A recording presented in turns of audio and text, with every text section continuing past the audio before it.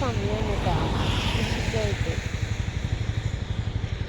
കൊക്കുകളൊക്കെ കാണാൻ പറ്റില്ല നമുക്ക്. വിശാലമായ പാടാണ്.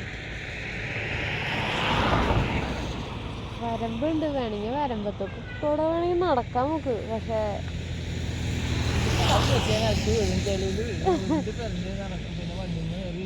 അതെ, അതുകൊണ്ട് നമ്മൾ അധികം ഇറങ്ങില്ല.